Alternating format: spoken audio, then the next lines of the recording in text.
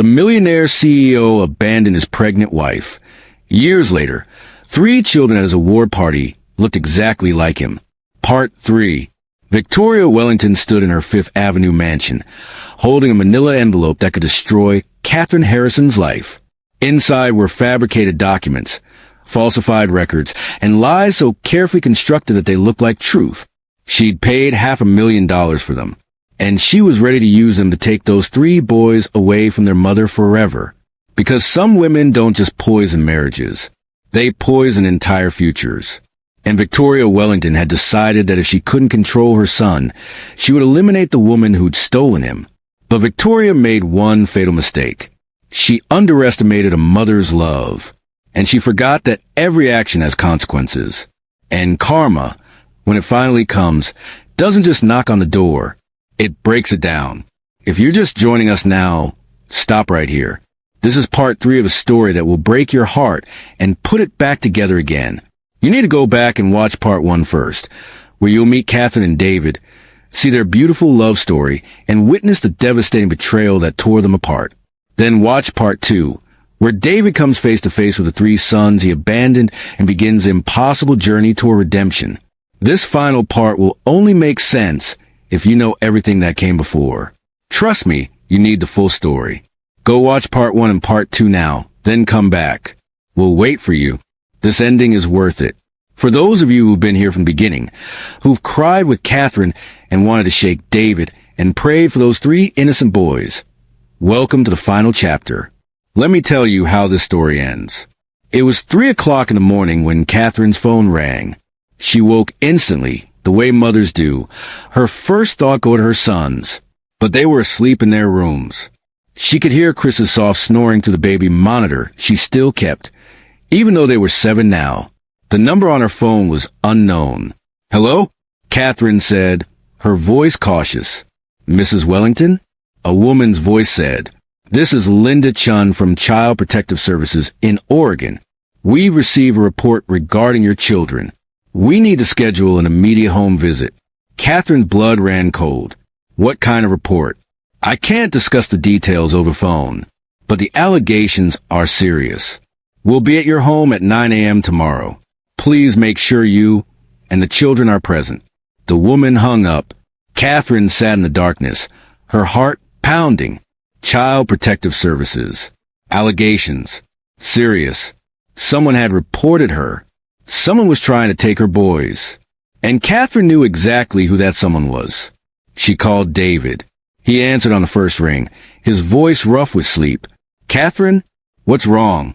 "Your mother just made her move." Catherine's voice was steady, but David could hear the fear underneath. "CPS is coming to my house tomorrow. Someone filed a report against me." David was instantly awake. "What kind of report?" They wouldn't say.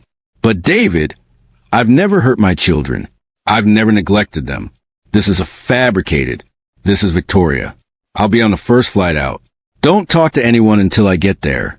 I'm calling my lawyers right now. David, if they take my boys..." Catherine's voice finally broke. "They won't. I promise you, Catherine. They won't take our sons." After they hung up, David made 3 phone calls. The first was to his head of security. "I need everything you can find on any CPS report filed against Catherine Harrison in Oregon. I need to know who filed it, what it says, and if any money changed hands. You have 4 hours. The second was to his team of lawyers. "I need you in Portland by 8 a.m. Child welfare case. Defend Catherine Harrison like your careers depend on it, because they do." The third call was to his mother. Victoria answered on the 5th ring, her voice sleepy and innocent. "David, it's 3 in the morning. What on earth? What did you do?" David's voice was deadly quiet. "I don't know what you're talking about. You filed a false report against Catherine. You're trying to take my children away from their mother. Don't lie to me, Mother. I know it was you." There was a pause. Then Victoria's voice turned cold. "Someone needs to protect those children. That woman is unstable. Raising 3 boys alone. No father figure. No family support. Who knows what goes on in that house? Those boys are happy and healthy and loved.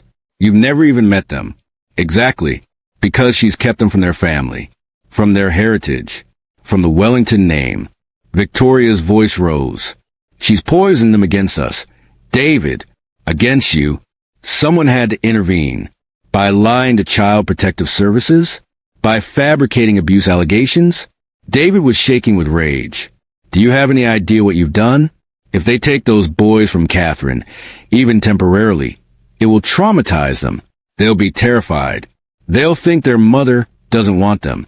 Then perhaps Catherine should have thought about that before she kept your sons from you for 7 years. She kept them from me because I abandoned them, David shouted. Because I chose you and your poison and my own cowardice over my family. She didn't keep them from me. I drove them away. And I spent the last 3 months trying to earn back what I destroyed. He took a breath, trying to control himself. Listen to me very carefully, Mother. You're going to call whoever you paid off at CPS. You're going to withdraw that report. And you're going to stay away from Catherine and my sons. Forever. Victoria laughed. Or what? You'll cut me off? Disown me? Please, David. You don't have the spine. Try me. David hung up. And for the first time in his life, he meant it. At 9 a.m., 2 caseworkers from Child Protective Services arrived at Catherine's door. Catherine had been up since 3, cleaning an already spotless house, making sure every inch of her home showed the love and care she gave her boys. David had arrived at 7, along with 3 lawyers in expensive suits. The boys were confused and frightened. Strange people were coming to look at their house, to ask them questions. They clung to their mother. It's okay, Catherine told them, kneeling down to their level. These people just want to make sure you're happy and safe. Just tell them the truth. Tell them about our life. Okay? Are they going to take us away? Chris whispered, tears in his eyes. No, baby. No one is taking you anywhere. I promise. But Catherine couldn't promise that, and the fear in her chest was suffocating. The caseworkers, a man and a woman, introduced themselves as Mr. Roberts and Ms. Sanchez. They were professional but cold, their faces giving nothing away. We received a report alleging neglect and emotional abuse. Ms. Sanchez said, reading from a file, the report states that the children are left alone for extended periods, that the mother works excessive hours and leaves them unsupervised, that there's insufficient food in the home, and that the mother has been heard screaming at the children and using physical discipline. Every word was a lie. Catherine felt like she'd been punched. That's not true. None of that is true. We'll need to verify that, Mr. Roberts said. We'll be inspecting the home and interviewing the children separately. My client has nothing to hide, one of David's lawyers said smoothly. But we like to know who filed this report. That information is confidential. Even when the report is clearly fabricated, even when it's being used as a weapon in a custody dispute. There's no custody dispute, Ms. Sanchez said, frowning. According to our records, Mr. David Wellington relinquished all parental rights 7 years ago. David stepped forward. I'd like to correct that. I never relinquished my parental rights. I signed divorce papers, but I've been paying child support, and I am legally still their father. And I can tell you unequivocally that these allegations are false. Catherine is an excellent mother. Our sons are healthy, happy, and thriving. The caseworkers exchanged glances. We still need to conduct our investigation, Ms. Sanchez said. For the next 2 hours, they went through Catherine's home with meticulous care. They checked the refrigerator, full of healthy food. They inspected the boys' bedroom, neat and filled with books and toys. They looked at medical records, showing regular checkups and vaccinations. They reviewed school records showing excellent attendance and good grades. They found nothing because there was nothing to find. Then they interviewed the boys one at a time in private. Alex went first. He came out 15 minutes later, looking shaken, but okay. Ben went next. He was crying when he emerged, running to Catherine and burying his face in her shoulder. Chris was last. He was in the room for 20 minutes. When he came out, his face was red and his fists were clenched. They asked if you hit us, Chris said to Catherine, his voice trembling with anger. They asked if you leave us alone at night. They asked if we're scared of you. Catherine pulled all 3 boys into her arms, her own tears falling. What did you tell them? She whispered, The truth, Alex said, that you're the best mom in the world, that you never hurt us, that you're always there when we need you, that you work hard so we can have a good life, been added, that we love you more than anything, Chris finished. Catherine held them tighter, unable to speak. Finally, after what felt like an eternity, the case workers finished their report. We found no evidence to support the allegations, Ms. Sanchez said. Her voice had warmed slightly. Your home is clean and safe. Your children are well cared for and clearly loved. We'll be closing this case and marking the report as unfounded. Catherine's knees nearly buckled with relief. However, Ms. Sanchez continued, we will be flagging this in our system. If we receive another report, even an unfounded one, we'll have to investigate more thoroughly. False reports are taken very seriously. She looked directly at David when she said it, as if she knew exactly where this had come from. After the case workers left, Catherine sat on her couch, shaking with delayed shock and rage. The boys had gone to their room to play, try and pretend everything was normal. David sat beside Catherine, maintaining a respectful distance. I'm so sorry, he said quietly. This is my fault. My mother, my family, my failures. All of it. Catherine didn't respond for a long moment. Then she said, her voice deadly calm, your mother tried to take my children. She filed false abuse allegations. She brought strangers into our home, who made my babies cry and asked them if they were afraid of me.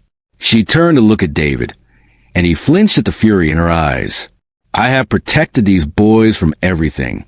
Poverty, loneliness, the pain of having an absent father. I've worked 3 jobs. I've gone without sleep. I've built a life for them. And your mother tried to destroy it all with lies. I know. Knowing is enough, David. Catherine stood up, pacing. This ends now. You need to deal with your mother. Permanently. Because if she ever comes near my sons again, if she ever tries anything like this again, I will disappear.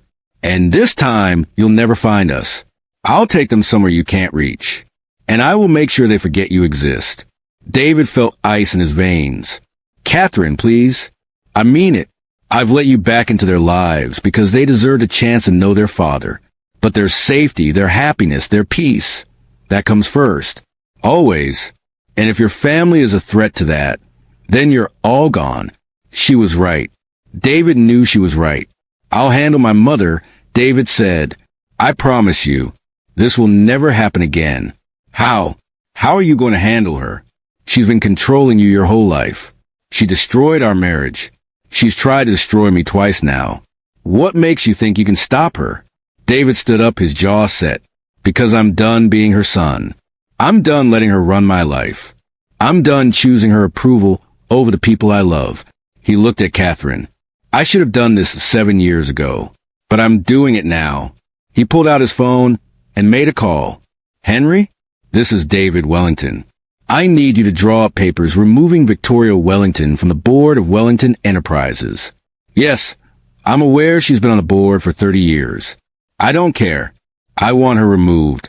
Today. He paused, listening. I'm also having you revise my will. Victoria and Vanessa are to be removed as beneficiaries. Everything goes to my 3 sons and their mother, Catherine Harrison. Set up trust for the boys, and a separate trust for Catherine to manage until they're adults. Another pause. And Henry? I'm cutting off their access to the family accounts. All of them.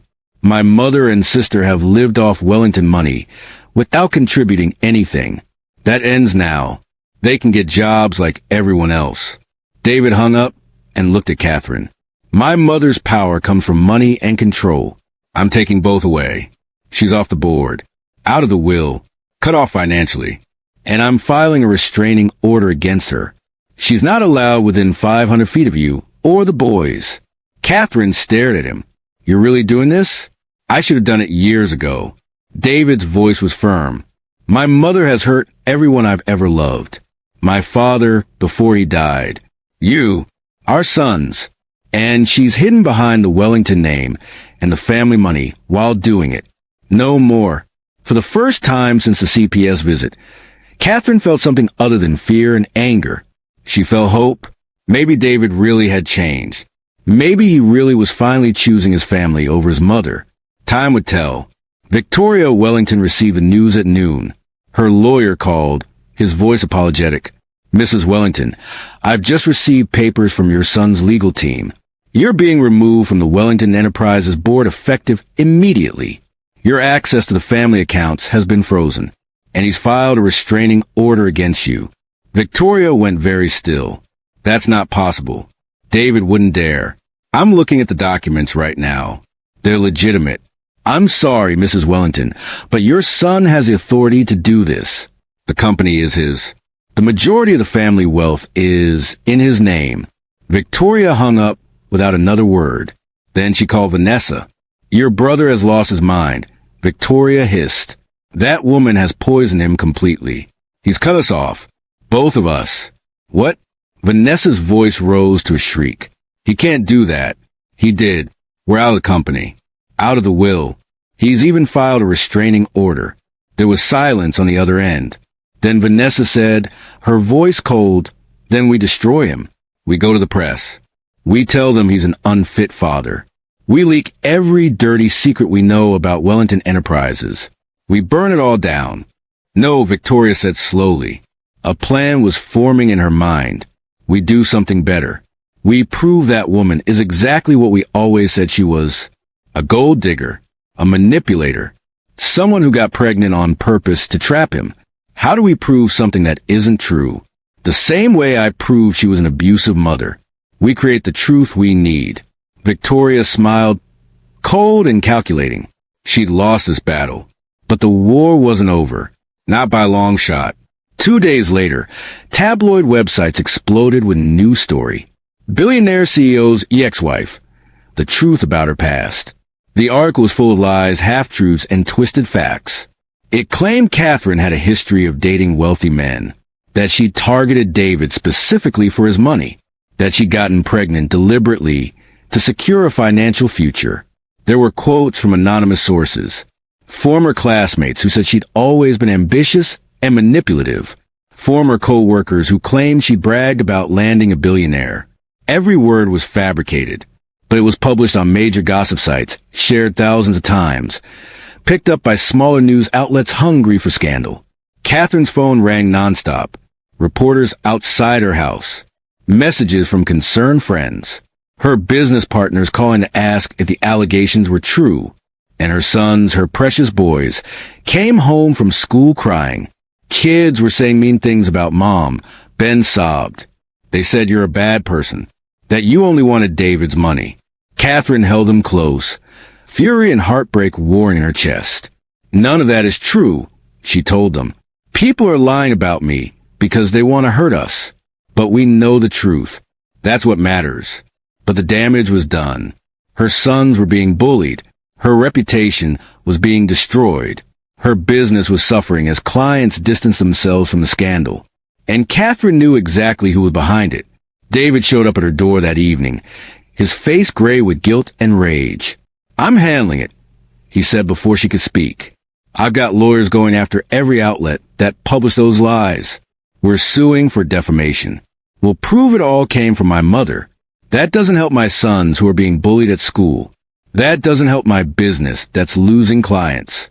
That doesn't undo the damage, David. I know. God, Catherine, I know. David ran his hands through his hair. I've tried everything. Restraining orders.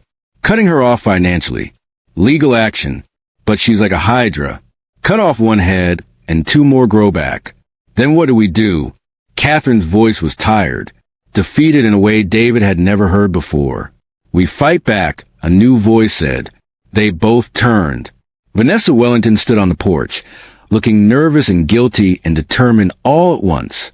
What are you doing here? David demanded. You're violating the restraining order. I know. Arrest me if you want. But first, you need to hear what I have to say. She looked at Catherine. I'm sorry. For everything. For how I treated you. For helping my mother destroy your marriage. For being part of this nightmare. Catherine stared at her former sister-in-law. Why should I believe you? Because I'm done. Vanessa's voice shook. I've watched my mother destroy everyone around her my whole life. My father. My brother. You. And I've helped her because I was jealous and bitter, and I thought that's what family did. But this going after your children, trying to take them away, publishing lies about you, it's gone too far. She pulled out her phone. I have recordings of my mother admitting she fabricated the CPS report, of her paying the tabloids to publish those stories, of her planning her next attack. I have everything you need to stop her permanently. David took the phone, his hand shaking. Why are you doing this? Because I want to stop being her daughter, Vanessa said quietly. I want to stop being the person she turned me into. And because those 3 little boys deserve better than to grow up in a family war. She looked at Catherine. I can't undo what I did to you, but I can help you protect your sons. If you'll let me. Catherine studied Vanessa for a long moment. Then she said, come inside. With Vanessa's recordings, David's lawyers built an airtight case. Victoria Wellington had committed multiple crimes, filing a false report with Child Protective Services, defamation, harassment, wire fraud for the payments to the tabloids. David gave his mother one chance. He called her, put the phone on speaker with his lawyers present. Mother, this is your only warning. You have 2 choices. You can leave Catherine and the boys alone permanently. Move away. Change your name if you want, but disappear from our lives. In exchange, we won't press criminal charges. Victoria's laugh was sharp. You're bluffing. Or, David continued, we release these recordings to the police and the press. You'll face criminal charges. You'll go to prison. And every society page in New York will run stories about how Victoria Wellington, pillar of high society, tried to steal her own grandchildren with lies and manipulation. The line was quiet. You wouldn't dare, Victoria said finally. I'm your mother. You stopped being my mother the moment you tried to hurt my children. David's voice was ice. You have 24 hours to decide. Disappear quietly or face the consequences publicly. He hung up. 22 hours later, Victoria Wellington's assistant called. Mrs. Wellington has decided to relocate to her villa in the south of France. Permanently. She's also signed documents agreeing to have no contact with Mr. Wellington, Miss Harrison, or the children. It was over. Victoria Wellington had finally lost. 3 months later, Catherine's doorbell rang on a Saturday morning. She opened it to find David on her porch, looking nervous. Can we talk? He asked. Catherine let him in. The boys were at a birthday party. The house was quiet. They sat in the living room, the same room where David had first met his sons, and the silence was heavy. I've been thinking a lot, David said finally, about everything, about the man I was and the man I want to be. Okay, I don't expect you to forgive me. I don't expect you to give me another chance. I know I destroyed what we had, and that's on me. He looked at her. But I want you to know that these past 6 months, getting to know our sons, building a relationship with them, it's been the most important thing I've ever done. More important than any business deal or award or achievement. The boys love spending time with you. Catherine said quietly, you've been consistent. Present. You've kept your promises. They're starting to trust you. I don't want to just be their weekend dad. David leaned forward. I want to be there for the everyday stuff. Homework, soccer games, doctor's appointments. I want to be a real father. What are you saying? I'm saying I want to move to Portland. Be close to them. Not intrude on your life, but be available. Be present. Catherine was quiet for a long moment. There's an apartment building 2 blocks from here. She said finally, if you really want to be close. David's heart leaped. You be okay with that?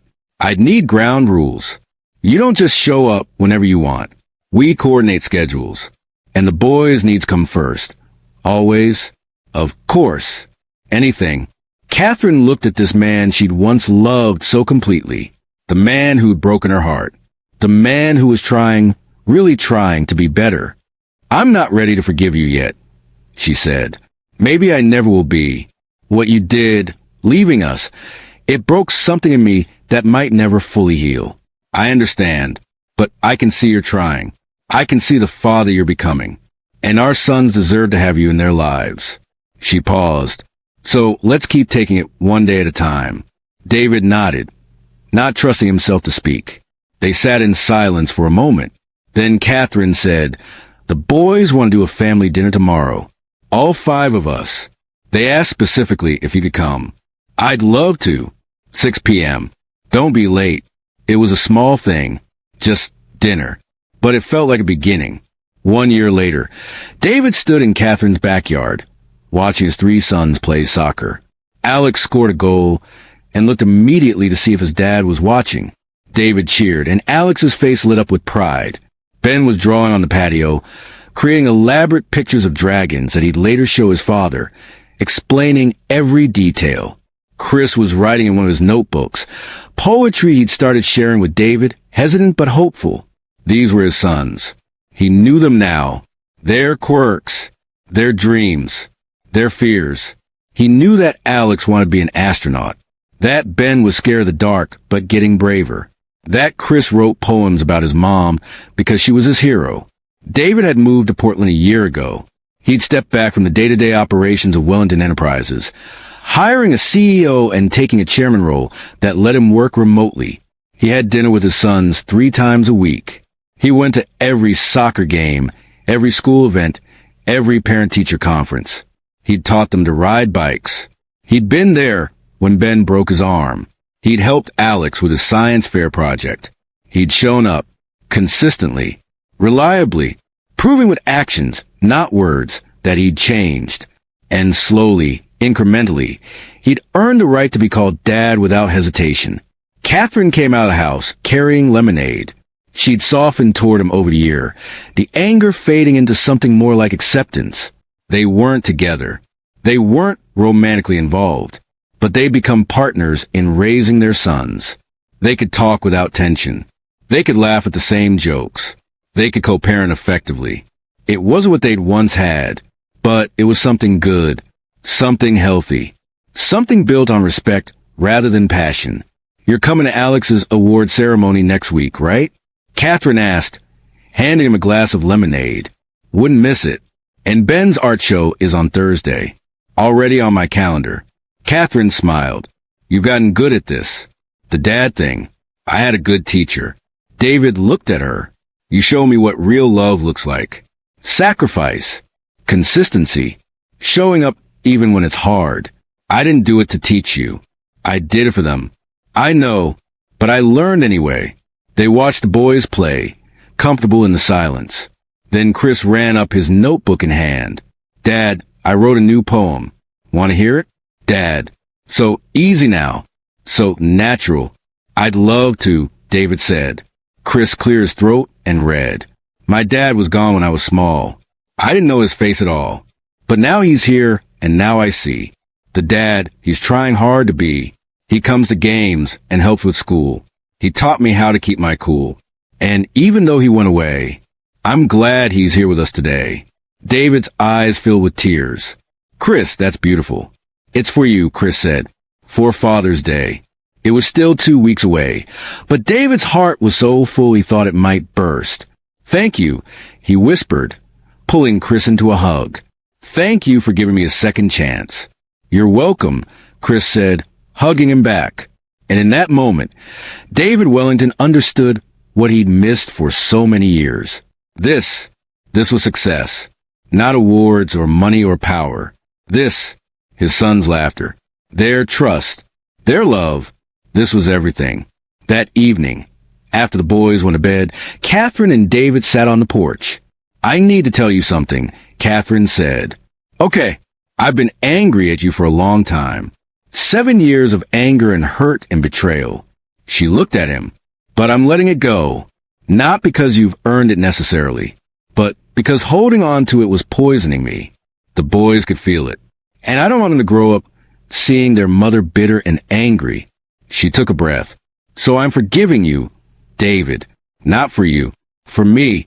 For them. So we can all move forward." David felt tears streaming down his face. "Catherine, I don't know what to say."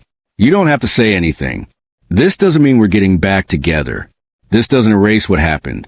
But it means I'm choosing peace over anger, healing over hurt." "Thank you," David whispered. "Thank you for being the bigger person, the better person, the person I should have been." You're becoming that person now. That's what matters. They sat in the darkness. Two people who'd hurt each other and been hurt, finding their way to something like peace. Am I allowed to say I still love you? David asked quietly. Catherine was silent for a long moment. You can say it, she said finally. But David, I'm not the girl you married. That Catherine is gone. The woman I am now. She's been forged by pain and struggle and raising 3 boys alone. I don't need you to complete me. I don't need you to save me. I'm whole on my own. I know, and that's the woman I love, not the memory. You, strong and fierce and independent. Someday, Catherine said softly, maybe we can explore what that means. But not now. I'm not ready. I may never be ready. I'll wait, David said, however long it takes. And if you're never ready, I'll accept that too. Because being part of our sons' lives, being your friend, your partner in raising them, that's enough. That's more than I deserve. Catherine looked at him, this man who destroyed her and was now rebuilding himself piece by piece. Keep being the father you become, she said. Keep showing up. Keep proving you've changed. And we'll see where life takes us. It wasn't a promise, but it was hope. And for now, that was enough. 5 years later, on a warm June evening, David Wellington stood in Catherine's backyard again. But this time, it was decorated with lights and flowers. Chairs were set up in rows. Friends and family filled the space. Because Catherine had finally said yes. Not to remarrying. Not to going back to what they were. But to building something new. Something better. Something founded on honesty and respect and the love they rebuilt slowly over 6 years. The boys, now 12 years old, stood as groomsmen, tall and handsome and proud. Alex gave a speech about second chances. Ben created a painting for the ceremony. Chris wrote a poem about love that survives even when it's broken. Vanessa was there too. She'd spent the last 5 years rebuilding her own life. Therapy, amends, learning to be a person apart from her mother's poison. She and Catherine had become unlikely friends, bonded by their shared escape from Victoria's influence. Victoria herself was still in France. She sent a card once a year to her grandsons, which they rarely opened. She'd lost everything by trying to control everyone.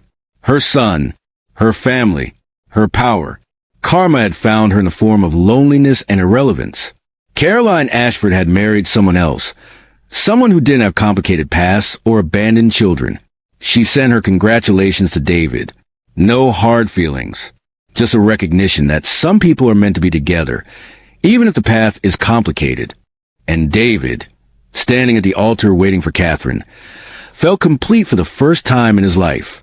When Catherine walked down the aisle, she wasn't wearing white. She wore gold, like the sunrise after a long, dark night. She wasn't being given away. She walked on her own, because she'd always been her own person. And when she reached David, she smiled. Not the hesitant smile of a young girl in love, but the knowing smile of a woman who'd survived hell and chosen happiness anyway.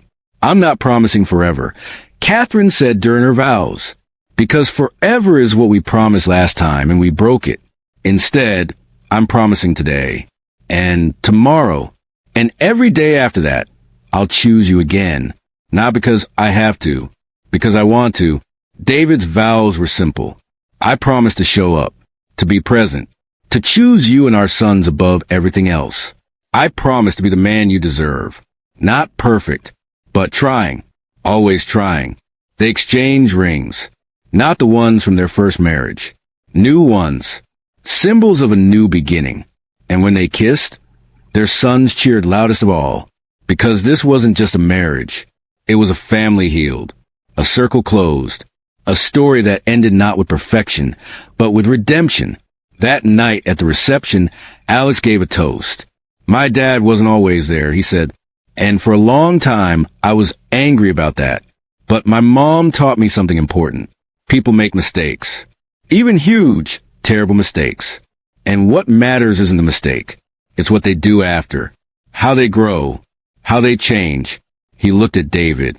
My dad has spent 6 years proving he's changed.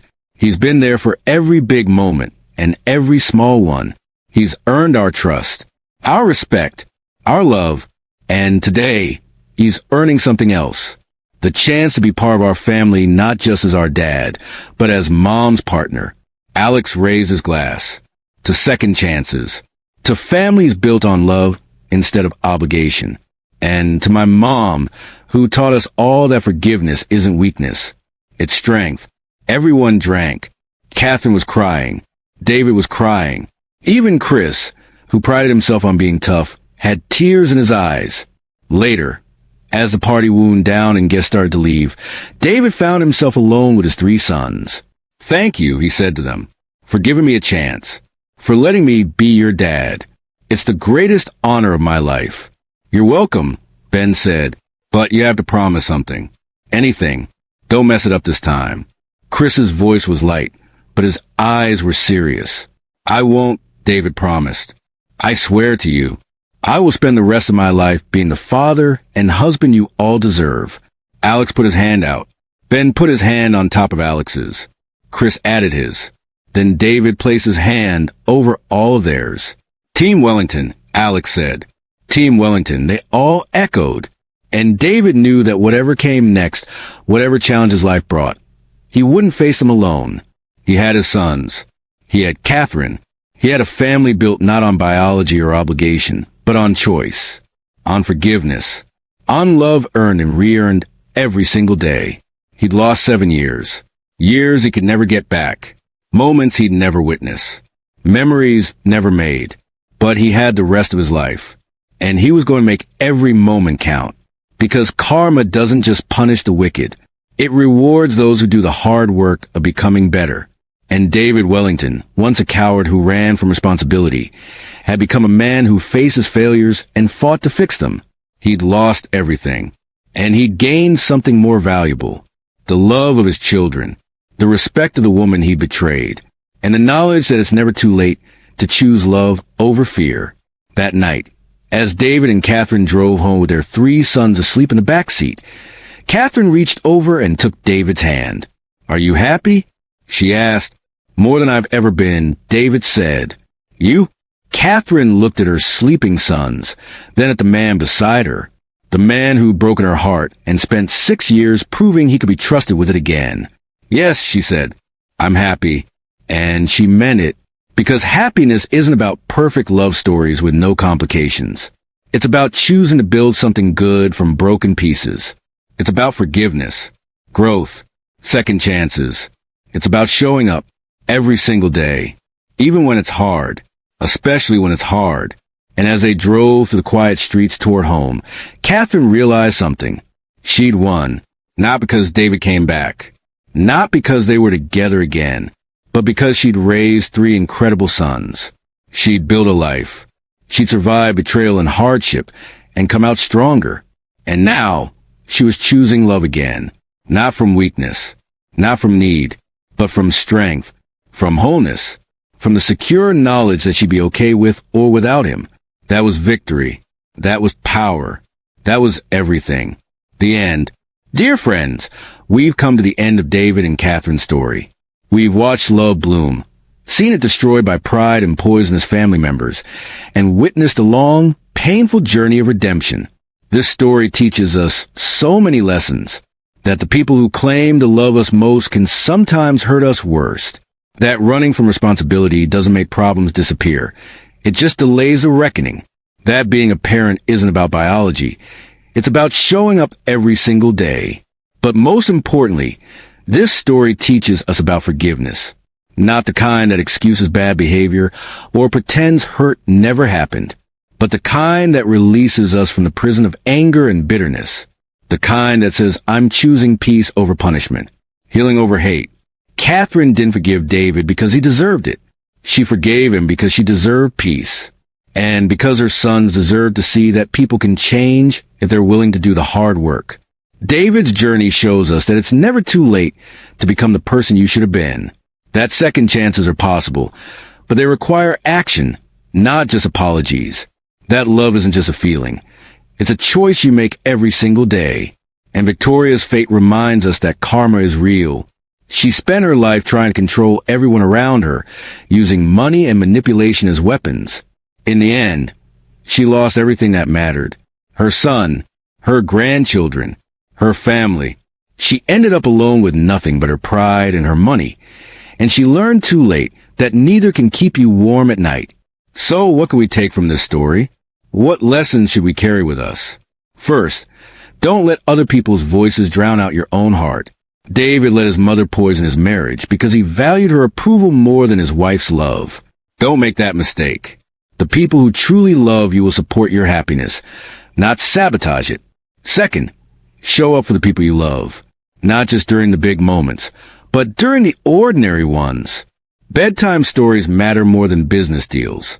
Soccer games matter more than award ceremonies. Being present matters more than being perfect. Third, protect your children from family toxicity. Catherine did the brave thing by removing her sons from Victoria's influence. Sometimes loving your children means cutting off people who hurt them, even if those people are family.